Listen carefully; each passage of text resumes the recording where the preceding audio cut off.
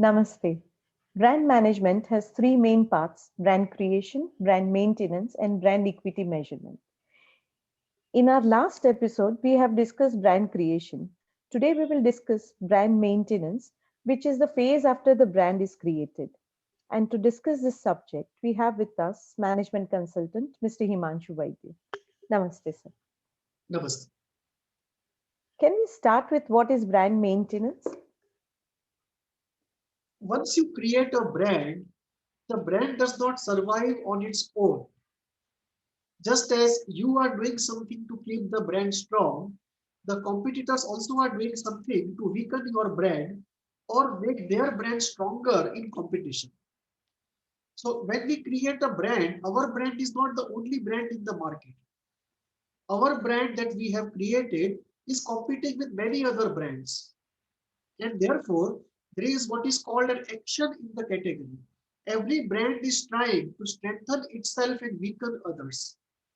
It is a very dynamic situation. And therefore, in that dynamic situation, unless we continuously pump in money, efforts, energy, creativity, we are not able to sustain the brand. And if we don't do anything after creating the brand will die a natural death. And this is what happens to many brands. And therefore, if we look into the brand management area, the mortality rate of brands is very high. Out of 100 brands that have been created, hardly 40 brands survive for 5 or more years. There is a mortality rate of almost 60% or more. And therefore, once you create a brand, the process of brand is not over, it is just begun. So after creating the brand, you have to keep doing something on an everyday basis in order to maintain the brand in the market, in the middle of competition. And this uh, set of measures that you undertake to keep the brand alive, strong, and growing in the middle of a competitive marketplace is what we call as brand maintenance. And this brand maintenance has two parts, the strategic part and the technical part. And as we go along in the discussion, we look at both the parts. But for the moment, we just make a note of the fact that creation of a brand is only step one. And unless we maintain the brand very well, the brand will erode and die a natural death or death by assassination in competition.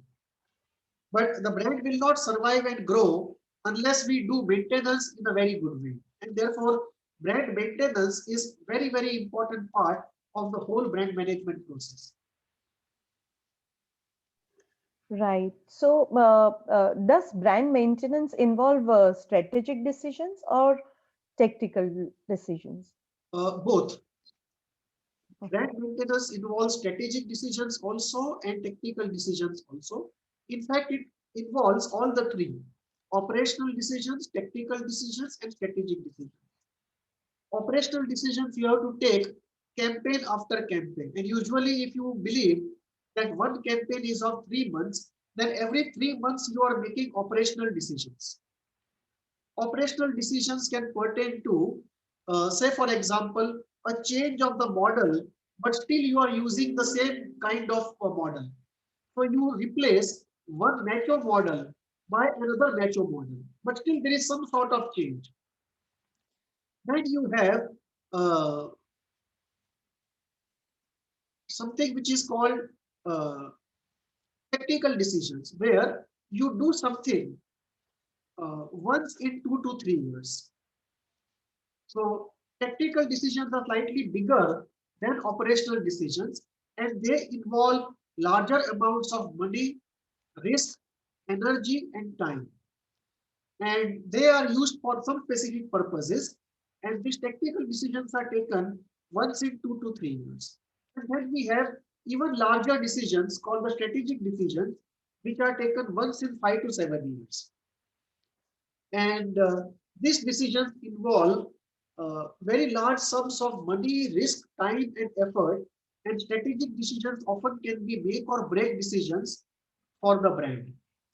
So brand maintenance involves all the three types of decisions: operational, tactical, and strategic.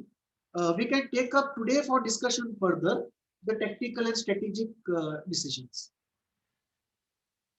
Okay. So what are the strategic decisions involved in a brand making? Like, for example, uh, Uh, what would you, yeah, we yeah, can we can look at three types of decisions which are strategic in nature, which are used in the broad area of brand maintenance. The first is brand repositioning. The second is brand extension. And the third is radical change in the status of the brand in its portfolio. So let us look at what each of them means. Brand repositioning means that, uh, for example, if you look at Cadbury, and Cadbury has always been known, dairy milk has always been known as a product for children. And now you want to reposition it as a product for everyone. And you want it to be competing with the traditional sweets that we have in India and which we use during festivals. So there is a complete shift of the customer segment from children to everyone. There is a complete shift of the occasion of use. There is a complete shift in the associations with the brand. So this is what we call as brand repositioning. That you may be repositioning the brand, targeting a completely different set of customers, or for the same customers, you may be switching from one particular psychological attribute to another. So, for example, if you look at uh, many of the brands, when the ready-made revolution was just happening in India in the area of garments. So we had brands like Mafatlal, Siaram, Dinesh. All these brands were moving from fabrics to ready-to-wear garments. And earlier they used to have models who were very, very mature. And now they wanted suddenly to have a very young college kind of a association with the brand. So the associations with the brand are completely different, and therefore their new campaigns had very different models, very different plots, very different aesthetics. So they were shifting from being a mature man's choice to a young man's choice, from a mature brand to a young brand.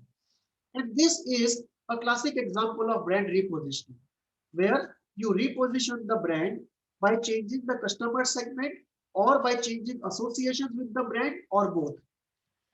You can also have a repositioning where uh, you are looking at very, very different countries, and you may have a different position in a different country. In two different countries, you may have very different positioning. And when you enter the second market, you are creating a very different kind of positioning for the brand. And this is true for many global brands, that they may have to reposition themselves in different countries. So this is repositioning. Then you have brand extension. Brand extension means that you use a brand which is used to selling product X now also to sell product Y. So you add more products that are being sold under the same brand. You can take example of Lux soap, and then it was extended to sell Lux shampoo. Or you can use the example of Dettol. Dettol originally was an antiseptic liquid, and then we had a soap called Dettol. We had Lifebuoy as a soap, and now we have Lifebuoy in terms of a liquid soap. That is not exactly extension, it's a kind of a light extension, I would say, but still not a real full extension. But Lux to Lux shampoo is a real extension, right? Uh, Bonvita to Bonvita biscuit is a real extension. Ellen Solly, if it goes from menswear to women's wear also, it's a real extension. So brand extension means you start selling more products which are aimed at different sets of customers or which are different types of products under the same name.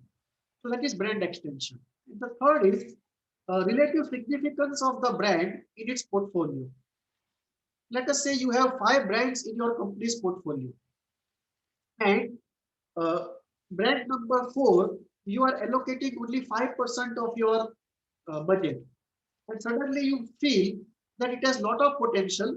You want to put it on the top, invest large amount of money, uh, bring it to the top, and then use it for extension. In that case, this shift of significance of the status of the brand within the portfolio also becomes a strategic decision. And this may involve some of the dormant brands you have, which you may like to do relaunching. So their brand relaunching comes into picture. So brand repositioning, brand extension, and change in the significance of the brand in the given brand portfolio of the company. These are the strategic decisions which we have to undertake, uh, not every day, not in a couple of years, but once in 5 to 7 year period. And these are very large investment, time and risk involving make or break decisions. And these are the strategic decisions under the broad ambit of brand maintenance. So then what are the tactical decisions and I mean examples of tactical decisions then? Tactical decisions involve one, brand alteration. You do small changes in the brand, and uh, from either campaign to campaign or once in 2 years or something of that sort. So small changes done in the brand, the way the brand is managed, which is, I would say, less than 25% compared to a change involved in brand repositioning. So brand repositioning is a much larger change, but if you do a smaller change, it's a tactical change of brand alteration. Then you have brand rejuvenation. When it becomes very boring, you introduce some out of this world campaign to re-excite the interest in the brand, which is called brand rejuvenation. Example can be, uh, a few years back, Scooty had launched a campaign called Scooty Pink, where the whole campaign was in the color pink. The models were also dressed in the color pink, and Scooty launched many models in the color pink. So the products were designed specifically for the campaign. The whole campaign was conducted with pink being the major color, and there was huge amount of money pumped in to re-excite the interest in the brand, because there is too much of communication today, and we are facing what is called the brand clutter and the communication clutter. It is very difficult to break free from the clutter and get noticed by the customer. So in this over-communicated society, the law of diminishing returns has started applying to the brand spend. That you are getting less and less return for every 100 rupees you spend on brand management. And in order to increase the return on investment and get noticed by the customer by breaking free from the clutter and getting noticed, you do brand rejuvenation. And the third is co-branding. Co-branding also is a tactical decision where two companies come together, they undertake a campaign where they sell their products jointly, share the expenses of advertisement, and do a co-branding kind of thing. Usually it is done by complementary products. For example, computers and printers, or computers and Microsoft Windows software. So these are like complementary products, and often two companies come together and do this kind of thing. You simultaneously uh, a kind of expense sharing exercise. At the same time, it also creates a sort of promotion. And in some way, both companies get some sort of support from the strength of the other. So this is what is typically called co-branding. So brand alteration, brand rejuvenation, and co-branding, these are the most common tactical measures that we undertake for brand maintenance. So then my another question, Does brand extension always create value, or is it does it even mean destroying In the the short run, existing?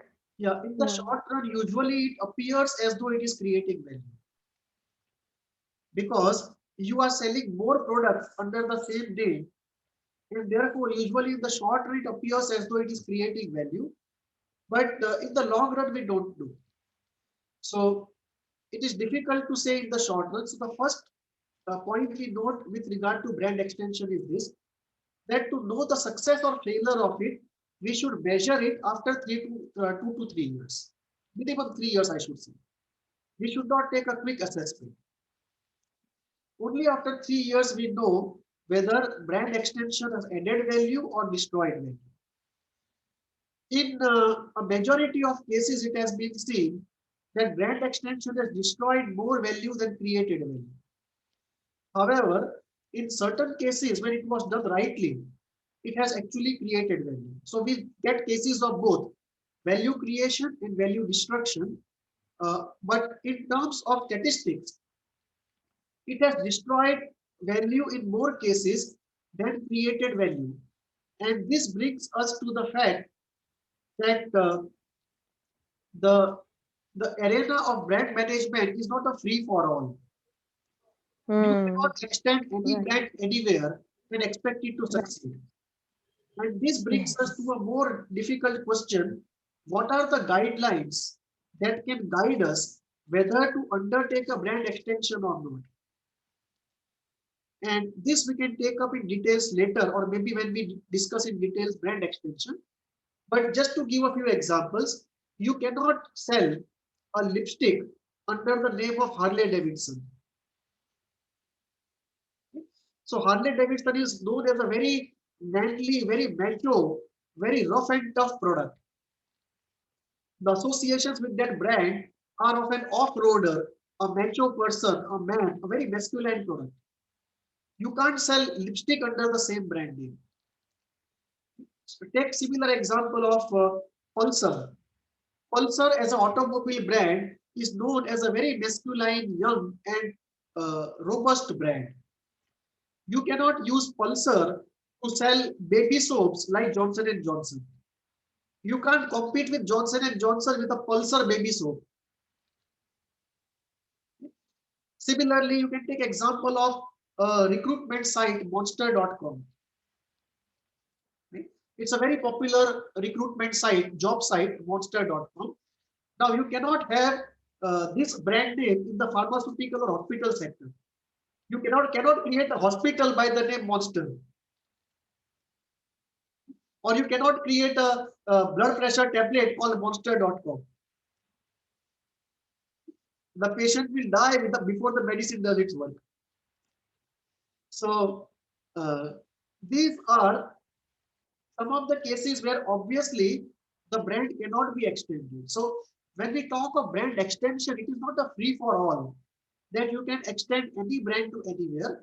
There are limitations put in by logic of things, and this logic of things involves a lot of criteria. And this criteria will go into details later.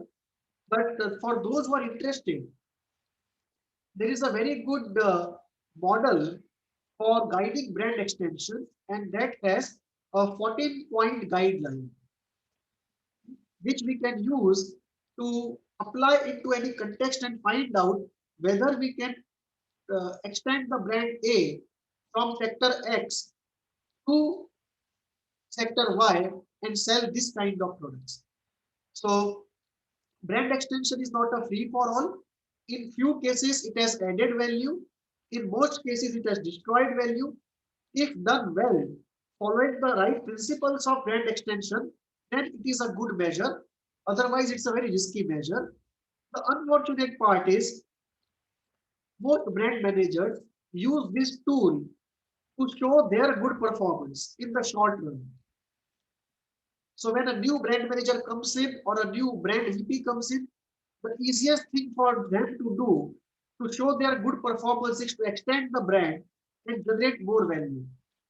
But what they are doing is they are using up the capital of the brand which has been accumulated over many, many years. It is like using a family silver to show a rise in annual income. And once the family silver is exhausted, there is nowhere to go. So, unfortunately, what is happening is brand managers use brand extension recklessly, show higher revenue, higher sales, get their bonuses and promotions, and they move on to the next job within 3 years. And after 3 years, the real difficult effects of the brand extension start befalling the company. And then we realize that it was a wrong extension, but by then, a lot of damage already has happened. So this is a very unfortunate part of brand extension. Very simplistically saying, sir, you're shifting your focus from your main brand to another. Yes. I mean, you're creating another competition for your main brand. Is Uh, is it that is how it is, or? uh, in case of very large companies which have many brands in their portfolio, this phenomena comes in what you are suggesting. It is called brand cannibalization, where one brand of your portfolio cannibalizes the other brand of your portfolio. That you may have one brand, say, selling, say, Peter England, selling in the range of, say, 750 to 1200, and you have Ellen Solly in the range of 900 to 1500. Now there is an overlap in the range of 900 to 1200. So it is quite possible that if you launch Ellen Solly after Peter England, some customers of Peter England in the range of 900 to 1200 are taken over by Ellen Solly because it has a higher social image value. So this is called brand cannibalization. So unless the price segment in which all your brands are operating are reasonably distinct from each other, or the psychological values on which your brands are positioned are distinct from each other, if there is an overlap of price or associations, or too much overlap of customer segment, there is a possibility of brand cannibalization. So we have to be very particular when we manage an entire brand portfolio, that within that portfolio, we should not have brand cannibalization. Okay. So can we look at some strategic and tactical success in the area of brand maintenance with examples? Huh. Or Strategic successes or failures, if you look at, should we start with successes or failures? let us start with successes. Okay. In terms of brand successes, you can see the brand extension of all the consumer durable firms. LG, Samsung, all of them have very extended architectures. So the same corporate brand is used in an extension mode to sell all the consumer durables. So LG, Samsung, uh, they are very, very strong examples. In automobile, you can look at Toyota, Honda, Maruti, Hyundai. They are very strong examples in durables and automobile sector of the use of brand extension. If you look at the failures, strategic failures, uh, sorry, so success is this. Acha, you want to go into tactics or should I go to strategic failures? Sorry?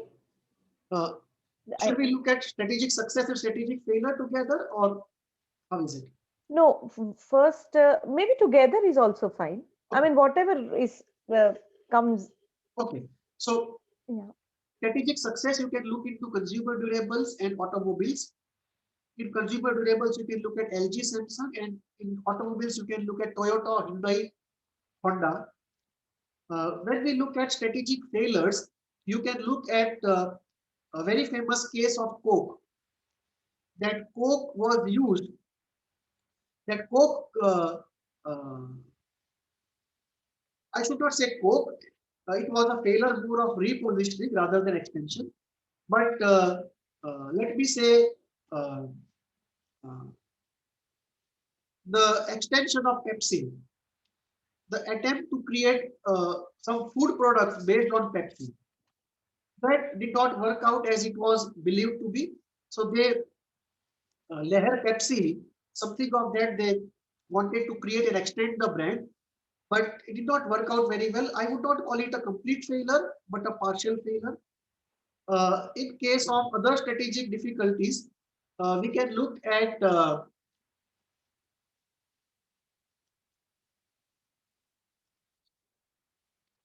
the extension of Lux soap to Lux shampoo. So the extension of Lux soap to Lux shampoo was not a very good successful thing. I would call it a strategic failure. Then if we look at the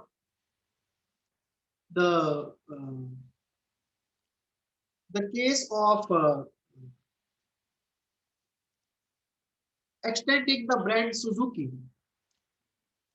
to passenger vehicles, that also is not a very good tactical move because it may backfire in terms of the brand image Suzuki has in the passenger marketing space.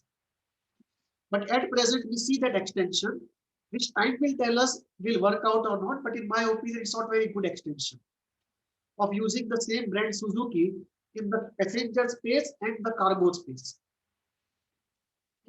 So these are some of the difficulties of the strategic failures or strategic successes in the uh, maintenance area.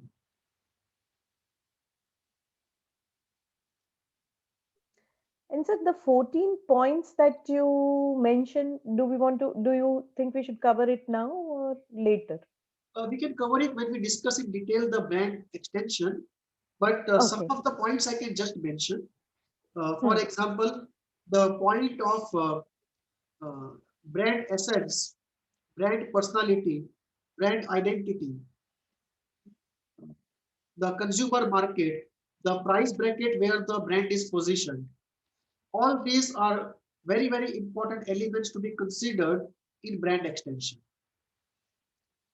For example, uh, the name of the brand itself can put certain constraints on the brand. Take, for example, a brand which is called Naukri.com. Now, the word Naukri is so specific to the job market that you cannot create a Naukri hospital or you cannot create a Naukri Parle biscuit, no Naukri glucose biscuit. Right? Similarly, the word monster.com, right? That you use a word and endow it with a meaning which is contrary to its literal meaning. That is how monster.com was created. But now, if you want to use it in hospitals, you cannot have a monster.com hospital. You cannot have an insurance company called monster.com. The intrinsic name itself puts a limitation on how the extension can take place. Similarly, if you have Xerox, right, you cannot create a Xerox lipstick. You cannot create a Xerox shampoo. Right? The way it is understood by the customer limits to where it can be extended. For example, Old Spice. Uh, so identified with the macho man that you cannot sell any feminine product under the name Old Spice because the title has been the mark of a man. Now that limits the extension possibility. It cannot be used to sell any feminine product. So we have this 14-point model, but those who are interested can go into details of all the 14 points. But some of the points I can tell you: the customer segment, the price point, brand essence, brand identity, brand personality, uh, uh, the purchase process of the customer, the core value the customer is looking at, is it the tangible value or the intangible value, and the restrictions put on the brand by virtue of its name and its corporate identity. These are some of the factors you can look at while doing extension. And if we take into consideration and give due thought to these factors, the chances that brand extension will succeed go up, and the chances that it will not succeed go down very radically.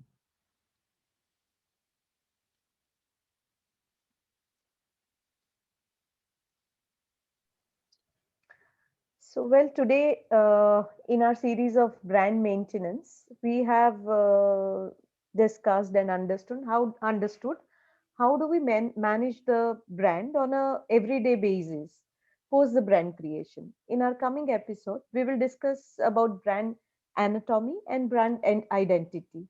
Do write to us and watch our coming series. Till then, take care and namaste. Thank you, sir.